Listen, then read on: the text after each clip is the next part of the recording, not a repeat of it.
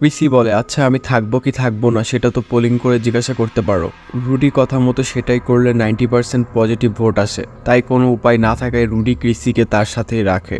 উত্তেজিত হয়ে রুডি ক্রিসির মাথায় একটা ক্যামেরা লাগিয়ে হলওয়েতে আসে।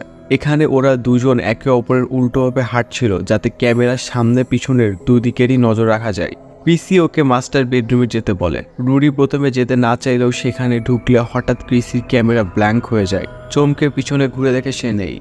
রীতিমতো ভয় চিৎকার করে ডাকতে থাকলে হঠাৎ স্ক্রিনে দেখে ক্রিসি তো সামনেই দাঁড়িয়ে। সে নাকি পাশের রুমগুলো একাই চেক করতে গেছিল। রুডি পরিষ্কার জানিয়ে দেয়, নিয়ম অনুযায়ী আমরা একে অপরকে ছেড়ে কোথাও যাব না। এইবার সবকটা ক্যামেরা চেক করলে কিছুই গতিবিধি নজরে আসে না, সবই নর্মাল।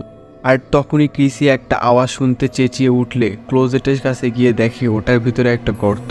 যতদূর মনে হচ্ছে এটার ওই পারে কিছু একটা আছে। রুডি ওখানটা ভাঙতেই দেখে একটা সিঁড়ি অন্ধকার বরাবর নিচে নেমে গেছে, হয়তো কোনো সিক্রেট রুম। দুজন নিচে নামলে ব্যবসা গন্ধ নাকে আসে।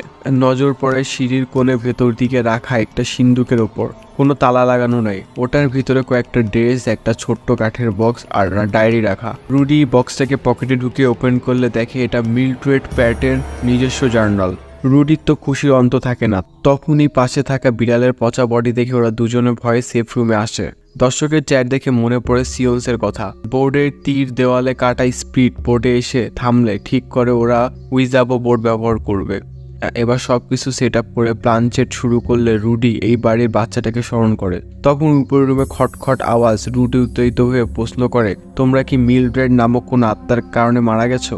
কোনো রেসপন্স আসে না। ক্রিসি সাজেশন দেয় সে একটা মন্ত্র জানে যেটার সাহায্যে আত্মাদের ডাকা খুব সহজ হবে। এটা অতৃপ্ত আত্মাদের শান্তি কামনা করার জন্য ব্যবহার করা হয়। তাই ওর সাথে মন্ত্রটা রুডিকে রিপিট করতে বলে।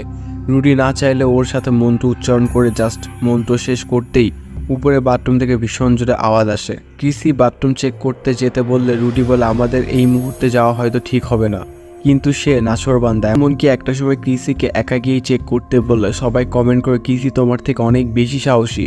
কিন্তু রুডি সবাইকে ম্যানিপুলেট করে ক্রিসিকে একাই বাথরুম চেক করতে পাঠিয়ে দেয়। ওর কপালে যেহেতু ক্যামেরা লাগানো তাই রুডি সেফ রুমে বসে ট্যাবের মাধ্যমে ওর উপর নজর রাখছিল।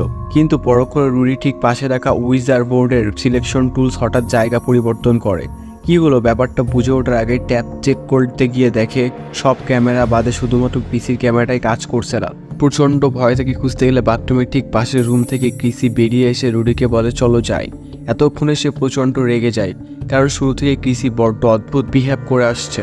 আদৌ কি সে তার ফ্যান? এমনকি মাঝে মধ্যে এমন এক জায়গায় লুকিয়ে পড়ছে যেন এই বাড়ির বহুদিনের চেনা। হঠাৎ প্রশ্ন জাগে, সে এখানেই ঢুকলো কিভাবে? কারণ সদর দরজাতেও তালা লাগানো।